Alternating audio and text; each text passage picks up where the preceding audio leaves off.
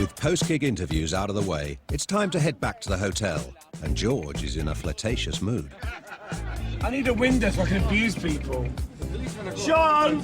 Yes? Woo! Orifice! Orifice. That might be my future husband. What are you doing now, man? Trying to slip in. Oh, my God. Wait! Can you stop it? I'm not comfortable in my chair. Oh, my God! Oh, my God! Jimmy! Oh, Jesus Christ! Stop it! When people say, oh, when did you know you were gay? I was like, I don't know. First time I sucked a cock. I can't say that, can I? Julian Clary says, I woke up one morning and I thought, I like a nice big cock up my ass. No, I mean, I don't want to be crude, but, you know, in terms of my sexuality, I was told what I was before I even knew what I was. I was told at 6 years old that I was a puff. You know, and how do they know?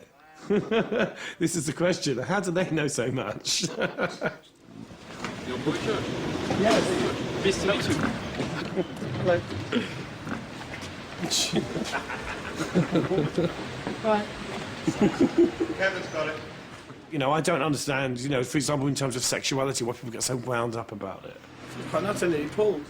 People are terrified of something that they can't relate to.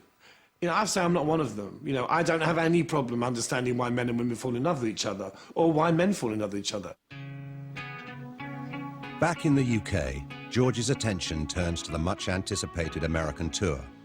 It's 6 a.m. and he's up early to go to the US Embassy to apply for his visa. Having been arrested on home turf just a year before, and with a trial pending, his chances of playing in America are in jeopardy. I thought I'd take off my nail varnish before I go to the American Embassy because I don't want anything to, you know, jeopardise my chances of getting a visa. Disqualified for drag. I'm pretty nervous about going to the embassy because the tour's already on sale, and it's a bit frustrating because it not only affects me, but it affects, like, all the musicians and everyone that's doing the tour, so it's a bit of a frightening prospect. I was prevented from going to America for 8 years in the sort of late 80s. I had about a 9-year waiver, but unfortunately, because I got arrested in New York, it's been, you know, disqualified, so who knows? I'd like to say, oh, stuff your country up your arse, but unfortunately that probably won't help, so I have to be grown up, George, and dignified. Armed with all the relevant paperwork for his application, George sets off for the American Embassy, hopeful that despite his recent arrest in New York, he'll manage to convince the authorities that he's a reformed character, enabling the US tour to go ahead as planned. My official documentation. 12th of the 8th, 1977, Balham Juvenile Court, going equipped for theft, fined £100. And that's still on my record after all these years. I've got a letter of recommendation from the sanitation people, because when I went to New York and did my community service, I did a good job. When you go through customs, you always think you've done something wrong, even if you haven't, you know what I mean? It's like that when you go to the embassy, it's like, you know, you feel guilty, and the problem is I am. Arriving at the embassy, George is in high spirits, but with 25 US venues booked and tickets already on sale, the outcome of this meeting is crucial, not just for him, but also his fans. Coming up, George draws parallels between his past self and troubled star Amy Winehouse. If you look at Amy Winehouse, you know, she doesn't think that she's a disaster, you know. She thinks it's all fine. She thinks it's perfectly normal, you know, and it's not. We get a true insight from the woman who knows him best, his mum. And I said, look, do yourself a favour. Get your broom, sweep the streets and start singing. And don't mind anybody. I said, just get on with your job. Anyway, yeah, I'll do that then. And of course everybody then won't to. And he finally gets word on his US visa. Morning. Hello, Tony. I'm good, Jim. Just on my FaceTime. What's going on?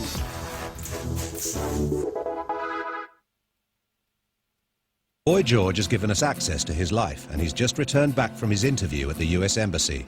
Things haven't gone quite as well as expected. I've got 3-week tour books. I've got musicians that booked time out. You know, the dates are on sale, and it's now looking like I may not get my visa, which, you know, it's not a great situation. Because I've kind of cleaned up my life and I'm not drinking or doing drugs, and I'm, you know, pretty clear-headed and positive and, you know, really happy at the moment as well. And it's like, this is just another reminder, you know what I mean? So it doesn't really help you. I mean, it's not that it's going to send me off the rails or anything, you know, it makes me more determined, but, you know, unfortunately, this is kind of like a, you know, it's the shape of things to come. It's just always going to be there. I'm no menace to society, you know. It's like I'm going to go to America and do something awful. I'm just going to go and sing, you know. Taxi!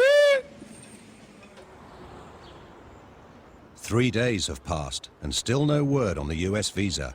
And with a full day of media appearances ahead of him to promote the tour, George finally gets the call he's been waiting for. Let's get that, hold on. Morning. Hello, Tony. I'm good, Jim, just on my FaceTime. What's going on? I wasn't under the impression that I'll never get into America again. I just want to know about now. Do they think there's any possibility now? Okay. All right, love. Bye. He's saying we can cancel to next year, which, you know, isn't that helpful, really. It's like, well, we know that. I mean, I think he thought that I thought I was never going to get into America again. I can't see any logic in that, but, you know, cancelling the tour till next year doesn't help me now, does it? So, No. You know, thanks for that. With news hitting the press that he's been refused his US visa, George has agreed to go live on CNN to set the record straight and talk directly to his fans. Off to CNN. Needs to do that, you see. Right, yeah. So you need to think something now. Arriving just moments before going live, the pressure is on to achieve that perfect look. Hello. If I say this, it sounds really false, but if I say, because when I say, oh, I've never really thought of myself as being particularly attractive, you know, and people go, oh, but you are. And I say, well, no, I polish up well. And, you know, I have an idea of what makes me look good. Okay, there's no drama. And it's completely individual and got nothing to do with anybody else's logic, you know. To other people, it probably doesn't make sense. Why do you want to look like that? But I like it. With the image complete, George is ready to face his audience. I'm coming to spread love and joy, to do my music, and I think I should be allowed to do that, you know, because I have straightened up my life, and, you know, how can you move on if you're constantly being reminded of what you did in the past, you know? I will be coming back to America, I just have to wait. I have some legal problems at the moment to deal with. Once they're done, I'm back and you won't be able to get rid of me. It's 10 p.m. at George's house in Hampstead, and George is dressing for the last ever night at Nag Nag Nag, a club night known for its raucous, outrageous and alternative crowd. Tonight he's decided to make a special effort and pay homage to an old dear friend. The twin look is based on club freak exhibitionist Lee Bowery. I was quite an admirer of him. The look is kind of part me and part Lee. Lee Bowery was an Australian performance artist who sadly died in 1993. He was a huge influence on George, who played the character of Bowery in his award-winning musical Taboo, renowned for its androgynous costumes and creative makeup. Being Lee Bowery has an effect on you, you know, it's like you can't wear those costumes and not be affected, you know. You also start questioning your own creativity because you think, my God, you know, mine pales in comparison to this man, you know. You've got your kind of, you know, your breasts, you know, stuck into a corset and you've got a 2-to-1 latex dripping down your head. It's quite, you know, it has quite an effect on you, and it sparked my desire to dress up again.